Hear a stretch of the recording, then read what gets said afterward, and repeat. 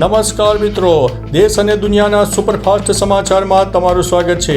સૌથી મોટા સમાચાર સામે આવી રહ્યા છે પશુપાલકોના આંદોલન બાદ સાબર ડેરીને નમતું જોખ્યો। દૂધમાં પ્રતિ કિલો ફેટના ભાવમાં વધારો કર્યો। સાબર ડેરી પશુપાલકોને હવે પ્રતિ કિલો ફેટે ₹990ની જગ્યાએ ₹995 ચૂકવાશે। આમ આદમી પાર્ટી ઇન્ડિયા ગઠબંધનમાંથી અલગ થઈ છે। હવે નેતાઓ બેઠકમાં ભાગ નહીં લે। 15,000 રૂપિયાથી ધંધો શરૂ કર્યો। આજે લાખો રૂપિયાની કમાણી છે। 100થી વધુ મહિલાઓને આપ્યો છે રોજગાર। ડિમ્પલનો કમાલ, દીવાની વાટથી થયા છે માલામાલ। હિસારની રાજલી ગામની રહેવાસી સોની હિસાર ડેપોમાં દરરોજ બસોનું રિપેરિંગ કરે છે। જે કોઈ તેને બસોનું રિપેરિંગ કરતા જુએ છે તે પણ આશ્ચર્યચકિત થઈ જાય છે। બાંદ્રામાં 3 માળની ચાલી ધરાશાયી થઈ છે।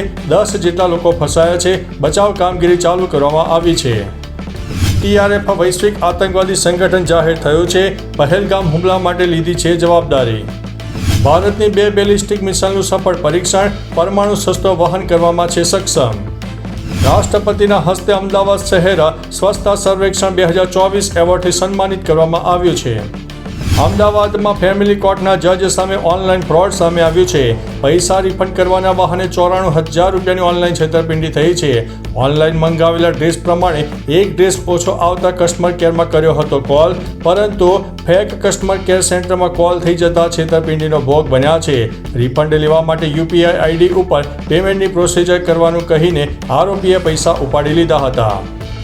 સુરતમાં 2 દિવસમાં ડિજિટલ એરેસ્ટ કરીને ₹7 લાખ પડાવ્યા। ભેજા બાદ યુપીના મથુરામાંથી ઝડપાઈ ગયો છે। મુખ્યમંત્રી ભૂપેન્દ્રભાઈ પટેલે મેરીટાઈમ યુનિવર્સિટીના પદવી સમારોહમાં રહેશે ઉપસ્થિત। આજે કેન્દ્રીય મંત્રી શિવરાજસિંહ ચૌહાણ જૂનાગઢની મુલાકાત લેશે।